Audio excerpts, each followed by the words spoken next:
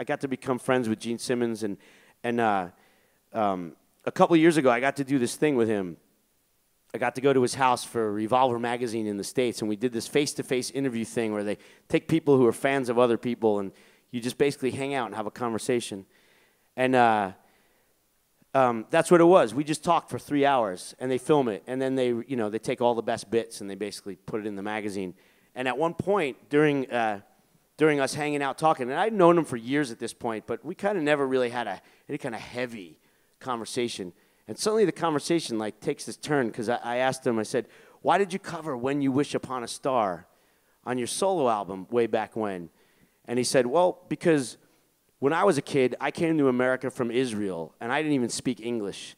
He goes, so I just immersed myself. My whole life was comics and movies and cartoons. And he goes, because I just got picked on and bullied all the time because I didn't speak English. He said, so I learned how to speak English from comics and movies and cartoons. And but even when I spoke English, I had a really heavy accent, so kids still picked on me. So I just kind of put myself in this bubble of this world that I loved. And his favorite thing when he was a little kid, like 6, 7 years old, was Walt Disney.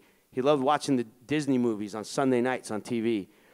And if you remember Jiminy Cricket, the little fucking cricket who sings When You Wish Upon a Star, well, Gene couldn't even say Jiminy Cricket because of his accent. He called him Jimmy Cricket.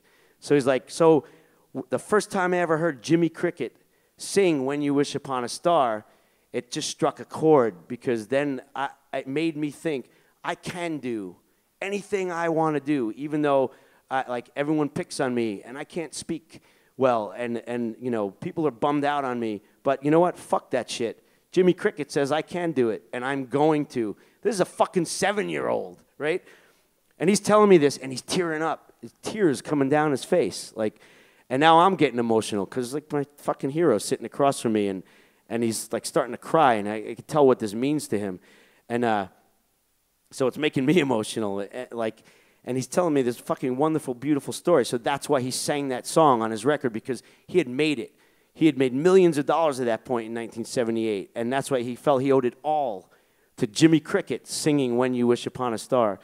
And I just sat there and I listened to the story, and I look at Gene, and I go, Gene, you're my Jimmy Cricket. And I got tears coming down my face. It's like right out of a movie. It's straight up like, I love you, man. Oh, I love you too. So yeah, it was this fucking awesome moment that, you know, I know they say don't meet your heroes, but fucking hell, man, I've had a pretty good run.